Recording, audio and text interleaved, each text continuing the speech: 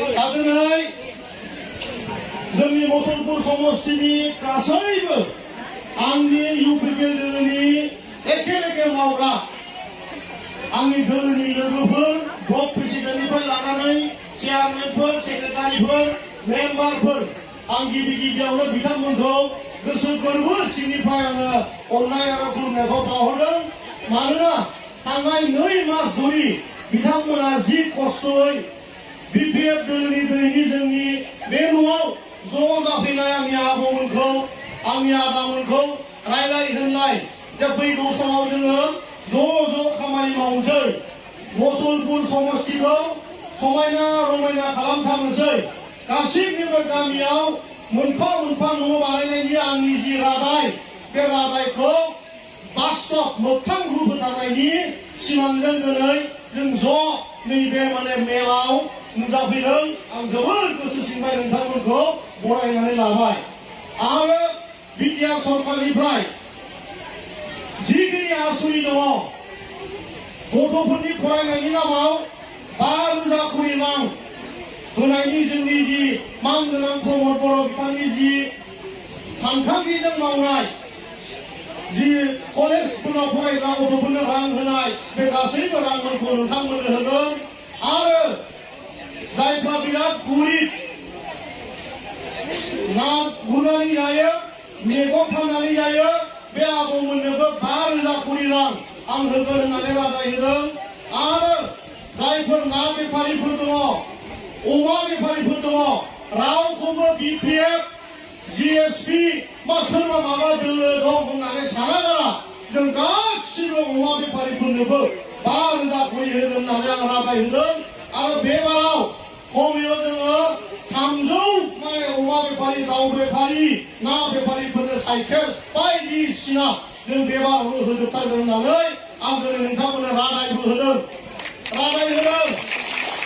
बेनिखायनो गोनो खोथा माफाखौ साननांगौ जेबो गैया। सेल्फ हेल्पनि नामाव ৭৫,০০০ कोटी रां होगोन होननाया सेल्फ हेल्पर নামত ৭৫,০০০ টকাকে দিম বুলি যি আমাৰ ঘোষণা আছিল অহা পৰহি কালিৰ বাদে পৰহি ৩,৮০০টা সেল্ফ হেল্প গ্ৰুপক একেৰাহে টকা ইয়াত আমাৰ বিতৰণ কৰা হ'ব। আগন্ত দিনত আজি যি আমাৰ সেল্ফ হেল্প গ্ৰুপসমূহ আমাৰ লগত যোগদান হ'ল যি আমাৰ আই মাতৃসকল ইয়াত যোগদান হ'ল বাইদেউসকলে ১৭ বছৰ বিপিএফ কৰিছে মনত আজি অলপ হ'লেও আঘাত আছে। এसेबाबो गाव मोनबोनाय फाग्लायानो जा जंग्लायानो जा खैबार भट होबोनाय जोंबो बिपिएफखौ नङा होमबा। गतिके दिनैहाय सानखांथिजों लोगोसे गोदान मोनसे थासारिनि साननायजों दिनैहाय लेखा फरायनायखौ गुरुत्व सहकारे लानानै आंनि ना गुरनानै जाग्रा आबौमोनखौ गुरुत्व लानानै अमा फिग्रा आदामोनखौ गुरुत्व लानानै बोरमा फिग्रा आंनि आबौ आदामोनखौ गुरुत्व लानानै बेफोरबायदि गासैबो मानसिखौनो सहाय होनायनि जोंनि थांखिजों जों दिनै खामानि मावदों। এইবার গাহৰি পালন কৰাত আমাৰ বাইদেউসকলক 200টা সেল্ফ হেল্প গ্ৰুপৰ এবাৰ মুছলপুৰ সমষ্টিত গাহৰি পালন কৰা সুবিধা দিয়া হ'ব এইবাৰে। আৰু মুৰ্গীটো হিচাপ নাই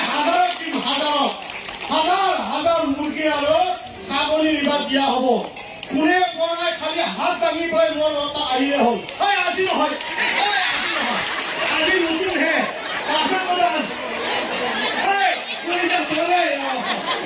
আজি নহয় আজিৰ পৰা তাৰমানে দাম আজি উলপ চাইছিল আজি ৰাতি তাৰ পৰাহে হ'ব অলপ সময় আছে আৰু এতিয়া মাত্ৰ আপোনালোকে ডিঙিত গামছা লৈছে আনাই খুন্দিছে অলপ অনুভৱটো হ'বলৈ দিয়ক।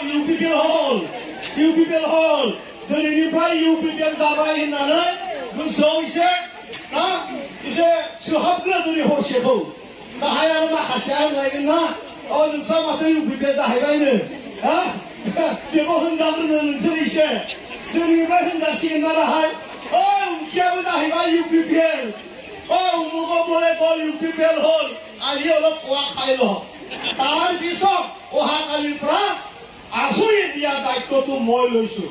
মই অন্তৰত লৈছো মোৰ বাইদেউসকলক মই নিজৰ বাইদেউ বুলি ভাবো। आं आंनि आबौ आंनि आइखौ आं गावनि आइ बायदि मोनो।